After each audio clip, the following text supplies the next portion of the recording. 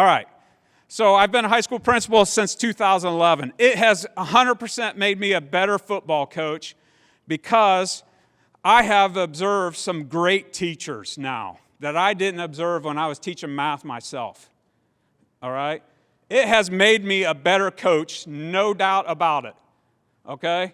Because I am a better teacher now from watching these great teachers in our school.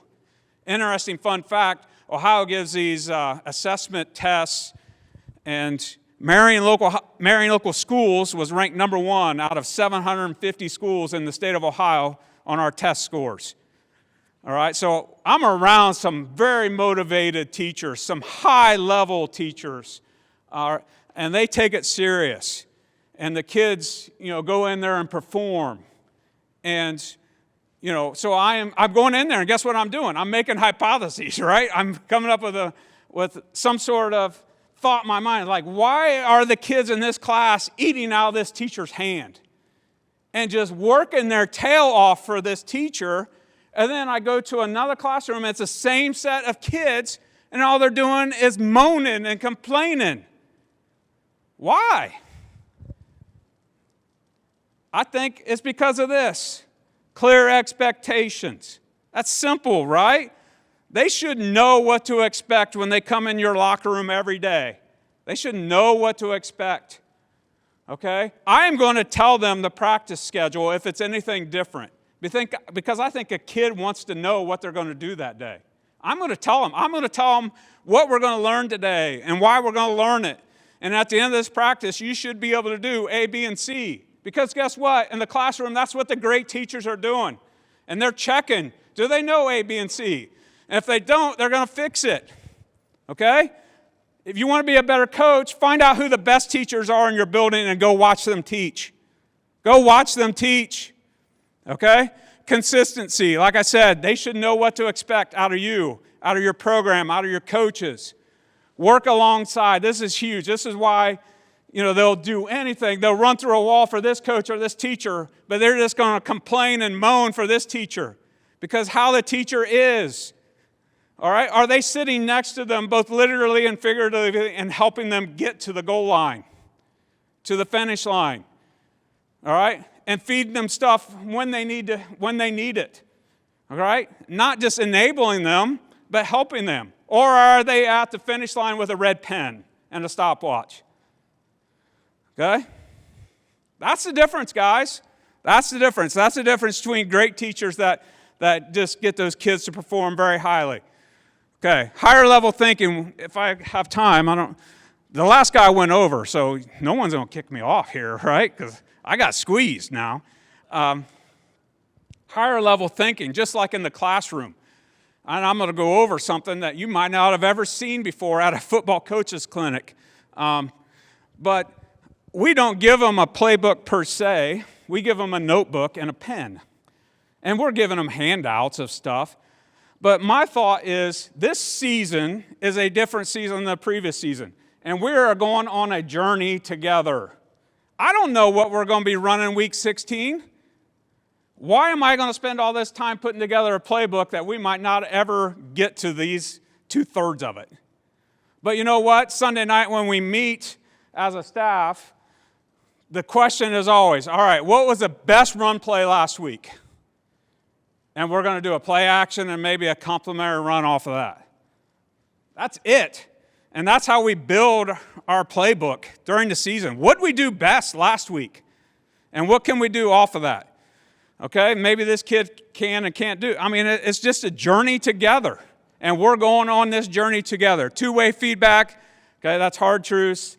I'm going to tell them the truth. They're going to know that they're going to know because they're going to know who's starting this week, what I think of our opponent. They're going to know that. I'm not going to lie to them. Okay? When we went to the state championship game, it's an interesting situation because of a small school Ohio. You got your pockets of power, all right? And so once you get through that pocket, and it may be earlier in the playoffs than later, I mean, we won our championship game 74-0. It was 60-0 at halftime. It was awful. It wasn't fun. But the film room, on Monday was like, dude, guys, they're not in the top of our league. I told them that. They're not in the top. Who they would be at the bottom, I don't know. They would be interesting playing out. And I don't think that, the 74-0 was really indicative, because I think some things went wrong and they melded for whatever reason. All right, but I'm honest with them. Our practice field's like a quarter mile away from our locker room, so I'm always got a small group or individuals that I'm walking up, and we're just, I'm going over some stuff.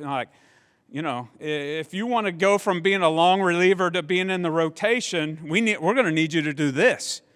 Okay, read the room. It's an art and a science. This is the secret sauce. You got to know where your team's at all times. And you got to have guys in your locker room that can tell you things, when you're not around. Stack the days, we're just super consistent, all right? And we're modeling intellectual curiosity. We're talking about football stuff, non-football stuff, my latest stupid hypothesis, all right? Next slide. All right, so I bet you have never seen Webb's depth of knowledge at a football coaches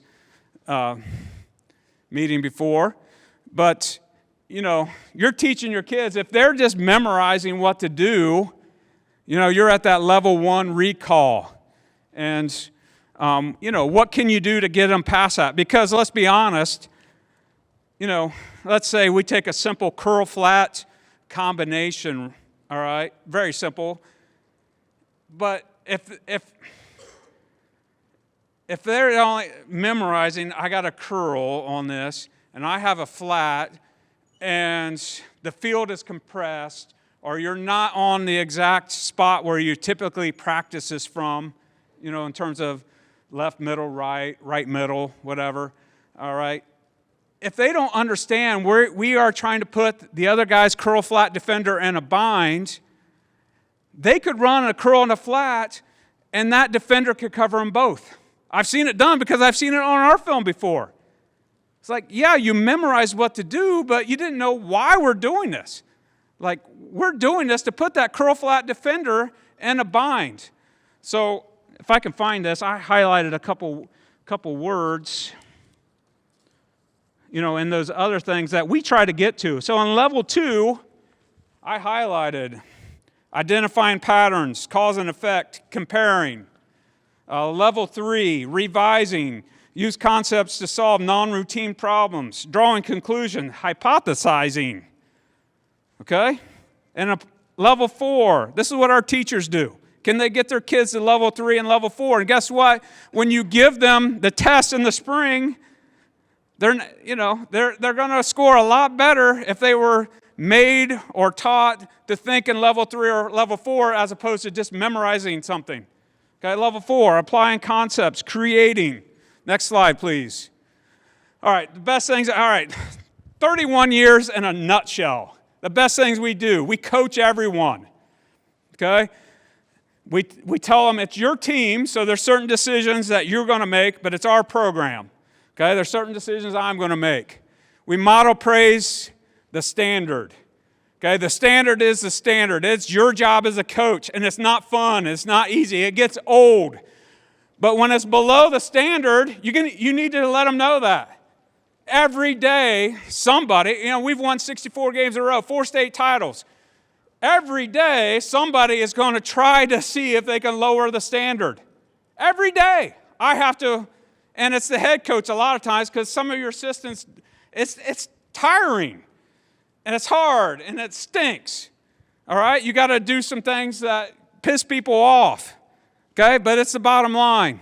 Concepts over memorization, we just talked about that. The more guys on the field that understand the concept, all right, when we play cover 3, they're not going to do this and this. But if they do this, all right, that's kind of the weakness of how we play cover 3, okay? And then we don't whipsaw them, all right? Embrace pressure as a privilege, okay? We are putting pressure on our kids, a lot of pressure, and I'm out of time, but we embrace it. Show them that you care. All right, I can't skip this one. Somehow, some way, Those kids have to know that you care more about them than as a transaction. Now, however you do that, there's lots of different ways. I am an FCA, a Fellowship of Christian Athletes huddle leader at our school. We do devotions once a week after practice if they want to hang around. They know where I stand, okay? But I would say to you as a coach, I have a very successful friend that's a coach that tells me he's an atheist, okay? And then he's actually big on culture. And I'm like, dude, everything that you're telling me is a biblical principle. Why are you reinventing the wheel? But you know what?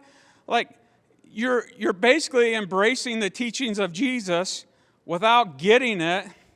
But why wouldn't you just do that? And then you got a chance. There's a hope for eternal life. Like this model that you're following, there's no promise of that. Okay? I think there's something there, guys. Read the book of John. I think there's something there.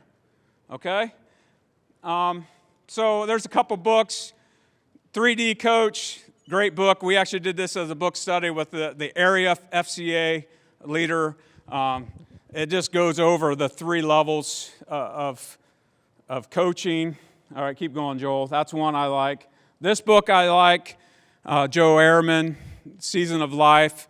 I think it's a really good book that talks about how he deals with it. He has other books out that are more manuals, but I like this book. It's more of a story. All right, go ahead. All right, keep going. One more book. I love this book. Malcolm Gladwell. Actually, my favorite book is Outliers. Have anybody ever read Outliers? My favorite book, that's not the Bible. Outliers, 10,000 hours. I was a son of a coach. I got scribbles from elementary school, X's and O's. I can go through all this stuff, but I put my 10,000 hours in. But this book by Malcolm, I like that bottom part.